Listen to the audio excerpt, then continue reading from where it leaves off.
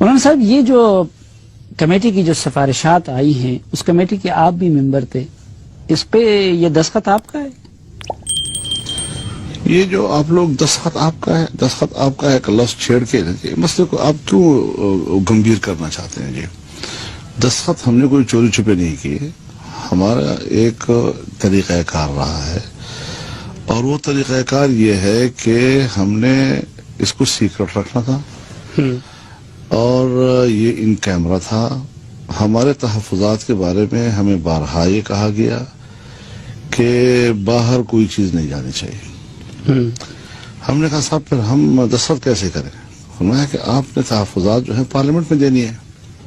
ٹھیک ہے جی، تو ایک ورکنگ ڈرافٹ کے طور پر ہم اس کو قبول کر لیتے ہیں، باقی تحفظات کے لیے آپ نے ہمارے سامنے میدان کہہ دینا چاہیے تھا کہ ہم دستخط بھی پھر بعد میں کر دیں گے جب پارلیمنٹ میں فائنل ہو جائے۔ جب سب لوگ کرتے ہیں تو پھر وہاں پر ایک اس کا تو معنی یہ ہوتا تھا کہ جیسے ہم کوئی رکاوٹ ڈال رہے ہیں۔ نہیں، ہم نے کہا آئے ڈرافٹ آئے، اور ہم کہیں پر کوئی رکاوٹ نہیں بنیں گے، لیکن یہ ہے کہ ہماری جو رائے ہے وہ وہاں اندر بھی سنی گئی، باہر بھی سنی جائے گی، ہم اپنی بات کریں گے۔ سب ایک فورم پہ آپ جیسا ذہین انسان موجود ہو اور اس سے اس طرح کا ڈرافٹ آئے جس کا نہ سر معلوم ہے نہ پیر معلوم ہے، یہ کیوں آپ کو وہاں سنا؟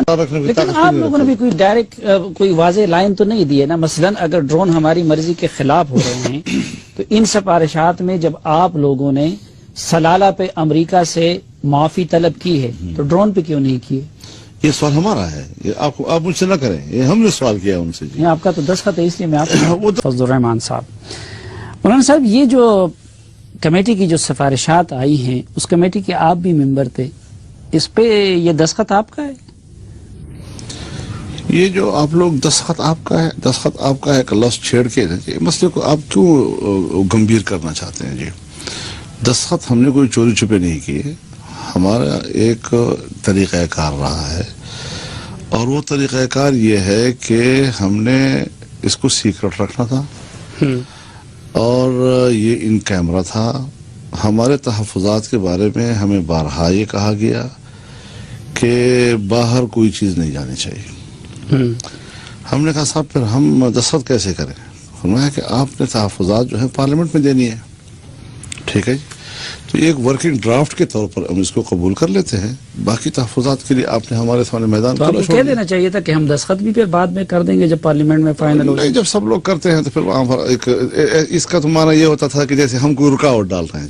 نہیں، ہم نے کہا آئے ڈرافٹ آئے، اور ہم کہیں پر کوئی رکاوٹ نہیں بنیں گے، لیکن یہ ہے کہ ہماری جو رائے ہے وہ وہاں اندر بھی سنی گئی، باہر بھی سنی جائے گی، ہم اپنی بات کریں گے۔ سب ایک فورم پہ آپ جیسا ذہین انسان موجود ہو اور اس سے اس طرح کا ڈرافٹ آئے جس کا نہ سر معلوم ہے نہ پیر معلوم ہے، یہ کیوں آپ کو وہاں سنا نہیں گیا؟ نہیں، ایسا بھی نہیں ہے کہ نہ سر معلوم ہے نہ پیر معلوم ہے، سر بھی معلوم ہے اور پیر بھی معلوم ہے۔ کیا ہے اس کا سر، کیا ہے پیر کیا ہے؟ دیکھیے، ایک بات تو یہ طے ہے کہ پہلے ہماری کوئی خارجہ پالیسی نہیں تھی، اب آئیڈیل نہ صحیح لیکن ایک آغاز، ابتدائیات، شروعات کے طور پر ہم کچھ اصول طے کر رہے ہیں، ایک کہ ہمارے تعلقات دنیا کے ساتھ اس انداز میں ہوں گے، اس کا ایک پروسیجر ہوگا۔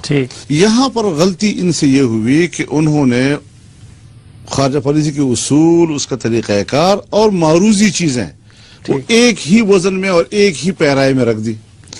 مشکل یہ پڑ گئی ہے کہ اس سارے کہانی کے اندر ایک جو معروضی چیزیں ہیں وہ قومی ایشو بن گئے، حساس ایشو بن گئے، اس پر ایک بھونچال سا آ گیا ملک کی سیاست میں، اور جو ہمارے اصول موضوع ہیں اور جس کے بارے میں ہم سمجھتے تھے کہ ہمیں کچھ کرنا چاہیے وہ پس منظر میں چلے گئے ہیں۔ نہیں مولانا صاحب، جو بنیادی سوال تھا وہ یہ ہے کہ مجھے امریکہ کی زیر سرکردگی یہ جو وار آن ٹیرر ہے اس کا حصہ رہنا چاہیے کہ مجھے اس سے نکلنا چاہیے، رہنا چاہیے تو مشروط رہنا چاہیے یا کہ بغیر شرط کے رہنا چاہیے؟ اس کا جواب آپ لوگوں نے ان سفارشات میں کیا دیا ہے؟ وہ ڈائریکشن کیا ہے؟ بہت اچھی بات ہے، یہ بہت اچھا سوال آپ نے کیا ہے۔ دیکھیے، 1 2 3 4 10 15 20 سارا کا جو مجموعہ ہے اس کا ایک مفہوم بنتا ہے۔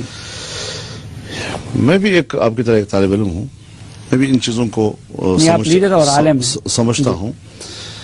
میں اس ساری صورتحال میں یہ سمجھتا ہوں اس پوری چیز کو کہ آج سے پہلے وہ 2001 تک آپ جائیں، یہ دور آج کی اس ڈرافٹ پہ ختم ہو رہا ہے اور اس ڈرافٹ سے آگے ہم ایک نئے سفر کا آغاز کر رہے ہیں. ٹھیک. اس نئے سفر کے آغاز میں اب ہم اپنے آپ کو، اگر وہ شرائط جو اس ڈرافٹ میں ہم نے طے کر دیے ہیں، اب ہم اس طرح کے وہ اسٹریٹجک پارٹنر نہیں رہے ان کے، ہم دہشت گردی کے خلاف ان کے وہ اتحادی نہیں رہے، بلکہ اب اگر ہم نے کوئی معاہدہ دنیا کے ساتھ کرنا ہے تو پھر نئے شرائط پہ کرنا لیکن ہے. سردار مہتاب صاحب اسی پروگرام میں کہہ رہے تھے مجھے کہ ہمیں جو معلومات دی گئی وہ فلٹر کر کے دی گئی، آپ کو تمام حقائق تک رسائی دی گئی تھی؟ سب نے مل بیٹھ کر سوچا اور ان سے یہ کہا کہ 2001 سے لے کر جس پالیسی پہ آپ لوگ گامزن ہیں، کم از کم وہ معاہدات تو ہمیں دکھائیں. ہاں ٹھیک. جب وہ معاہدات ہمارے سامنے آئیں گے تو پھر ہم نئی بات آپ سے کہہ سکیں گے کہ اس میں کون سی جگہ غلط تھی، کون سی صحیح تھی، اس کو ہم قبول کریں، اس کو ہم رد کریں. اچھا وہ معاہدات کیا تھے؟ مثلا ڈرون پہ کیا تھا؟ بتا رہا ہوں نا. ہاں. کوئی معاہدہ نہیں تھا جی، سرے سے کسی قسم کا کوئی معاہدہ اور ریکارڈ پر تھا ہی نہیں. زبانی تو کچھ تھا نہیں. اور جب زبانی، وہی عرض کر رہا ہوں نا جی کہ اب جب زبانی کا کیا اعتبار ہے جی، کس نے کیا؟ یہ تو بہت بڑا ہمارے تو جرم ہے نا جی کہ آپ ملک کو بیچ رہے ہیں اور قومیں فروختن ارزاں فروختن اور سب قوم کے فیصلے زبانی. زبانی کے بہت کیا حیثیت ہوتی ہے جی.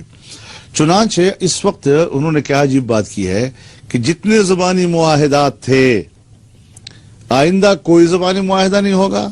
جتنے زبانی معاہدات تھے 3 مہینے کے اندر ان کو زیر تحریر لایا جائے، اور اگر 3 مہینے کے اندر نہ لایا گیا تو سوختہ اور منسوخ تصور کیا جائے.